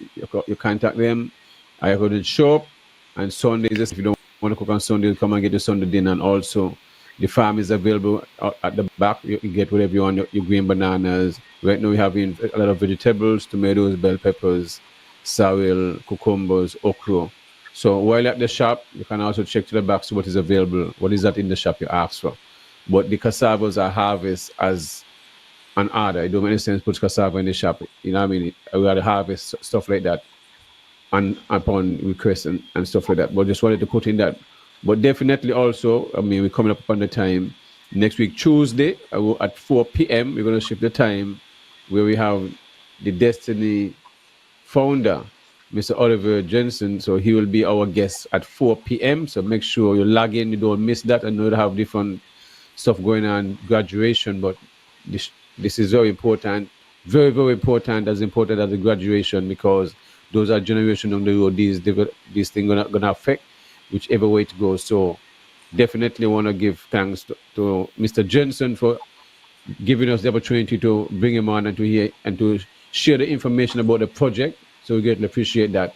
And also, Yahsonn, I got to reach out to Professor Knife and get him on to talk economics and how agriculture can drive. You're very passionate about cannabis and agricultural land, could be a part of the driving force to boost the economy also. So that's why I have to bring on someone like Professor Knife, who is versed in academics and where he can put policies in place for Jamaica, where he can speak on this issue and appreciate the guests and viewers when they see us, letting us know that they do listen and they appreciate what we're doing. So this show is the people's show, and that's what it's boiled down to. We don't make the show, it's the listener. Without the listener, this show don't really exist. So we are very grateful. But Yahsonn, back to the cannabis part of it. As you can see. Before we get back to the cannabis, let me just drop in a few comments that's on the YouTube wall. So we have MJ Johnson says, thank you very much, Professor. You have piqued my interest with your study in the foods we import. Mighty Servant says, I think the time has come for the Rastafari community to address and perhaps even advocate. I use advocate sparingly and cautiously against the use of what is termed recreational use of cannabis. Mighty Servant again says, I believe the system allows the so-called recreational use in the language to continue the oppression of the herb. The recreational use is seen is seeing our people, okay, I guess they continue balling up, like how bottle was being used back in the 1970s in and around shops and so on. Okay, yeah, I guess, yes, I see what you're saying with that. But however, there is that though. That's the reality. That is why when I speak to recreational and or personal use, because there's some who do use it recreationally, and then there's some who, use it personally, whether it is for religious or spiritual or meditational or, whatever other form. Um, and then there are those who it's more for spiritual, But meditational, also, I like how the professor touched on the use of cannabis because growing up, one of my uncle, uncle who used phone to tobacco, yeah, say if you're gonna be smoking, don't use tobacco as a that keep maintain. You have a nicotine, it's also used as a pesticides and stuff like that. So if you're gonna be using the cannabis, you use cannabis by itself. But some tend to, get involved in smoking by being around others who smoke and passing joint. So this is how many of them get into the addiction of using the tobacco because they can't roll a joint themselves, never learn to roll a joint. So every time they want someone and they use tobacco, they have to smoke what they're smoking and not just being themselves as a, you understand? So it is a sad thing that, but at the same time, we are moving in an industry where everything is about money, and it is sad that the dark also touch on synthetic marijuana, cannabis. It is a serious, and we've been talking about it all the time too. It is very serious. One would can't tell the difference which is real and which is not, and that is why it's important. When you see one, everybody go, oh, the one low, the one this, the one the import. When stuff coming into the country, just like the food, you don't know how it is grown, how long it's been there. It's reject, but we think, oh, it's something, and then we take it on, and not realizing we end up in all kind. If this continue, I definitely see we're gonna have a serious epidemic. This is already going on in a lot of places around the world, where the one kush, but the kush you're smoking is like a crack, one hit, and that's it, you hook. And if we're not gonna be careful about coming into the country and protect all, as the doc said, we don't need nobody to come in to grow herb. Invest to come in to invest in something else. We can grow the herb, and this it shows the difference with growing the herb in the sun, let it get the rainfall. As the doctor, some don't even want the rain touch the herb. Not even you see what I mean? When rain started falling, they go put them inside and hide them, bring them back out when the rain done. It's amazing. I love to work with nature. Yes, I run my different practicals and stuff like that. But at the end of the day, I just one of the person who have the patience and have no issue setting a seed and all this. And when there's a male come out, I take out the male, save the pollen. I'm the type of grower. I don't have to use clone. No, I have patience. Can still boil to taking care of the plant. He ain't that serious. You know what I'm saying? So it's important that the medium you grow and the healthier, because the plant is healthy, the plant will grow. The pests that come here and they would not affect the plant if you maintain the plant in that way. But if you're not maintaining the plant, of course, then the pest population will be built up. You're gonna miss all these things, and you'll have to use pesticides. Is always, even if you use soapy water, is the last option. Last option. So growing your plant from beginning, tomatoes, bell peppers, anything. If you can't grow a plant within 90 days without putting on some kind of pesticides or whatever soapy water on it, you're missing something right there. Okay, so it's important, and as that's why we encourage you to grow your plant, grow your herb, grow your cannabis, whatever it is. You have the right to grow it, and it shows that our people within who are put to lead us are really not serious when it comes to what the people want. Because when all this thing was done, the majority wanted recreational cannabis, but the government has shifted and put in place what they wanted. And as you see the disrespect, Jeffrey Hardly never speak on it. The minister himself, Mr. Brantley, was here, the leader of the country, and he just talk. Well, he loved to talk, just talk, but at the same time, Nevis can have his own autonomy over agriculture, which is it, because if it's one thing I can say, I gotta always, never and ever shall I forget Terry Adams. He was always an advocate for my cannabis, and he was at the third rank within the custom department in St. Kitts, and he always said cannabis is an agricultural plant. It should not be illegal. And Terry should be always remember for that. You understand? He's one of the only custom person I know. Ardent speak out on cannabis and that regular all the time. And for he to be that vocal about it, he know what he's saying. And he shows today what the government is doing. You see what I mean? And Terry get fight for that all the time. So Terry must be remembered for that openly when it come to one that person who advocate for cannabis, and for that I would always his name would always be mentioned when it come to me and any show on the platform I am. So this one always, you know what I mean? Big up Terry for that. He have done his part, contribute to the society. I mean, as a activist, a social activist, and he should always be remembered in the work he have done as someone who spoke out for those who could not speak. So yes, and definitely I really enjoy the ways. Yeah, man. But Yes. Bankie, you know, as I listen to your last bit of utterances here, right?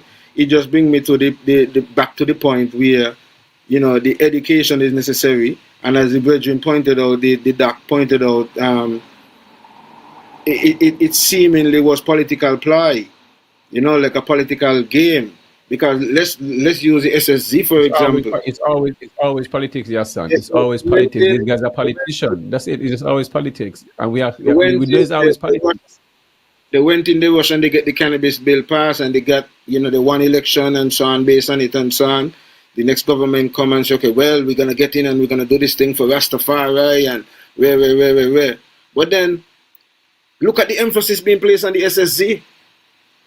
Look at what is being done to seek to promote this and get the buy-in and so on. So if they were really serious about this, and knowing that they're not so much Yes, son. educated We're about going it, back again. We're going back again. You go back to SSZ, SSZ. This Z thing. Where I get this Z thing from? A Z we say back well, people and yes, island talk Z. When it's well, Z we talk. When it's Z. SSZ, My thing SSZ, is, it's potato, CBI. patata, It's a CBI patata, project. potato, tomato. This is just like the prison project. So choose the comment. We're gonna get to the bottom of all these things. Can you keep referring back to SSC? This is real estate, brethren. I keep saying it over and over and over. No, hold on, CBI is real estate. hold on, Bankie. Can you My make a reference, comparison? no, It's real my estate. reference, It's a total no. different thing. It's real estate. Hold on, Bankie, hold on. My reference to the SSZ is not really in relation to comparing the two. You know what I am looking at. Why I use it is to What? say that the emphasis that the government is placing on Of course, promoting your the son SSZ. is selling. So, Of course, it's selling. so what I'm It's selling saying is, passport. It's a CBI project. What do you think they're gonna do, your son? It's big money in it. What are you talking about? You in but denial that's too? what but that's what they said that when they went on the American Cannabis Board side, that's what they were saying, you know, that this is a big opportunity for big money too. So that's what they were looking at, and that's why I'm saying, since that's what they saw, why they didn't, or why are they not putting out the same amount of effort to try to re-educate the people about this industry, so that that cannabis industry can also be a revenue generator like how they push in the SSZ. That's all I'm saying. So that's why I use Because the we know example. they would never speak about cannabis, your son. That's why I don't waste energy and a lot of stuff, your son. Because if I know better, I'm not gonna come down to people levels. They gotta come up to my level, brethren. Because I know these guys are just talkers and just be and all about a show. I'm not gonna to entertain these things. They are the sheep, and we are the shepherd. So the shepherd can lead, the sheep can lead me in a virgin. Cause So Jeffrey that's it. knows better. Dr. Drew know better. The whole Mark know better. The whole cabinet. These guys know better. So I'm not playing their shenanigan So, games. You can Banky, entertain them and the nonsense. You not do that, you know? These guys pushing hold on, tourism. That's what they're pushing. hold on. That would be a fair statement if we were just talking to them. However, like I keep saying, some of what I am doing, a majority of what I'm doing is not for them.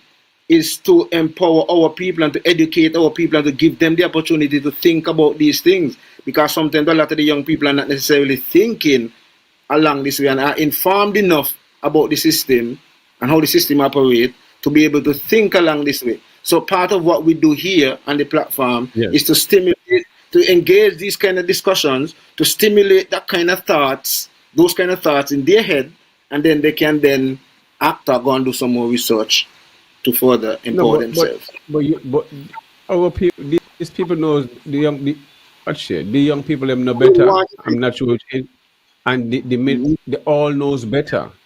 they didn't think Okay? so. It's They didn't choices. think so. Oh, you don't think so? Oh, No. you don't think so? You know what Okay. made think so, Banky? Well, look, Okay. well, look, the evidence is there. The evidence is Where? there. If they know what they're doing and they Where? still choose It's to choices. whether re-elect are It's so then choices. okay. Anyway, it's on that time, people. Plus, you You don't know, have all this voting. 'Cause remember, you're looking at the locals them here, but remember, it's not just the natives are voting.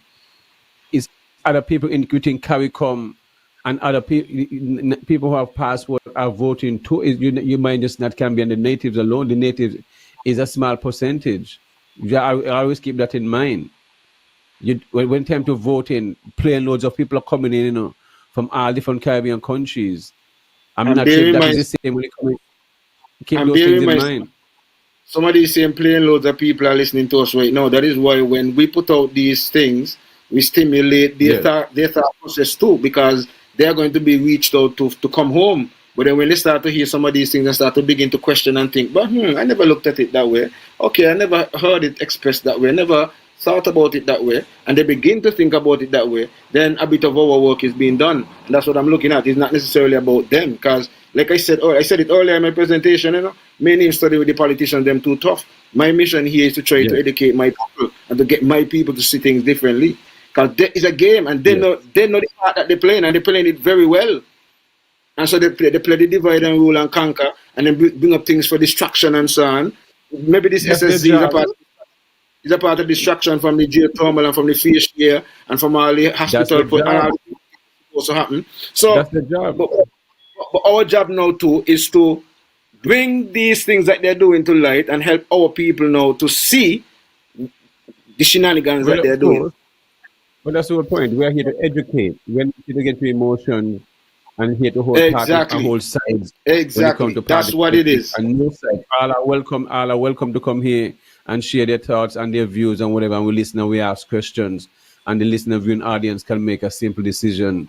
And if this makes sense, that makes sense, ask the question. And that is what the topic is all about. We're just here to educate on all different levels. You understand? So we appreciate those who listening. It's been a good evening when it comes to the cannabis part of it with Professor Emanuel, when they start touch on different topics when it comes to the cannabis and the laws and the holistic way of understanding the plant outside within the sun compared to within a closed environment and stuff like that. As earlier this week, Wednesday, Professor Williams speak about the holistic of the plant and understand the plant and feed off of everything within the environment, which make that plant when you consume it, whatever take out of the ground, and all the good microbes that goes into your gut the same way to build up your immune system. But we're not looking at the plant in such a way and how much the plant is used in our daily day life. When it comes to sport, the turf is grass, but we're not seeing it like that. We just figure we're just trampling, but it's accommodate us, it protect us. So we really need to appreciate nature more because its only purpose is for us to exist within it and for our survival, whether it's for medicine, it's for shelter, it's for feed, for clothing. We do not exist without the plants, and it's the primary source, which is you're getting 100% source from it. So you're getting your fresh fruits and vegetables. That's your alkaline meal right there. So, folks, appreciate you tuning in. It's been another edition of the Everything Agriculture Show. So definitely, the next time we link up will be next week Tuesday, Yahsonn, where we'll have a special guest. I guess this will be one of the most talked about and one of the biggest show. Definitely looking forward for the reasoning with Mr. Yahsonn when it comes to the South Side the Destiny project. So definitely get your answers together. When you call in, be brief, be respectful, and be concise. Get to the point with the questions, and so we get it as much called as possible. And share the link and let everyone know. And the time will be 4 p.m., not 8 p.m. We'll do the show from 4 p.m. and then in the evening we can probably, if we get, can we play the show, we figure out how the technician then can get the show we play, if that is possible within the 8 o'clock time when you usually supposed to. Yes, son, we have to figure out the part there. If it is possible, we're not sure, but Until, Yahsonn. Yeah, man, guidance and detection of respect, everybody. It's a pleasure really being here in another edition of Everything Agriculture. It's always an opportunity to, take the opportunity to reach out to our people all around the world. Want to say enough respect to the Real Entertainment team and the Real Entertainment crew. Lots of hard work and dedication and commitment and things that goes on behind the scenes that many of you really don't know about. This show is really, an international show in all of its sense. People behind the scenes working in different parts of the world to make things happen here. So I want to say I really enjoyed the session this evening with the doc. I learned a lot, and I look forward to having him back on the platform. And I'm very happy to hear that he will be here. He's being, invited or being employed as a consultant and will be working on sin kits and Nevis. And so I look forward to being able to work along with him and, learn a lot more from him and also be able to help him learn a little bit more about sin kits and Nevis and the cannabis industry as, he engaged around here. I want to say thanks to all of you and look forward to supporting you. As we move forward in 2025 and going on to 2026, look out for some farm tours. Bankie, we're going to be planning some farm tours. I've recently gotten my taxi certification, and so I'm going to be, introducing agriculture tours. And so I'm looking forward to, touching many of the farmers, and organize and, have people visiting the farms, sampling the various products, learning about our flora and fauna and, our indigenous ways of using some of the plants we have around us. And so I look forward to that as we move forward. See you guys next week, Tuesday, when we have... Yahsonn, before you go, let me just put in this for my virgin Papa. Check out Papa's Grill tomorrow at the roundabout there at Long Point Road, where you'll get your soup, whether it's chicken soup with coconut dumpling, you have your bullfoot soup, your pig foot, and your red peas, and cook up. You cook up with your pork or you cook up without pork, and you have the stuff on the grill, your fish, your grilled fish, you have your dry fish, stuffed shellfish, and lobster and stuff like that, and all type of different drinks. So definitely check out my boy Papa. Papa, big up yourself if you don't know. Yes, well, Yahsonn, that's all it is. Yeah, man, until Tuesday, be sure to log in. Olivier Jensen, Destiny. Whatever questions you have, whatever you want to find out, you don't want to miss that edition. 4 p.m. Tuesday. See you then. Tune in. It's inspirational, educational, and you won't want to miss it. It's everything agriculture. Hey, this man Easy inviting you to tune in. It's all about everything agriculture with the man Bankie and Company alongside Yahsonn Tafari. It's your weekly educational show. And tune in. It's inspirational, educational, and you won't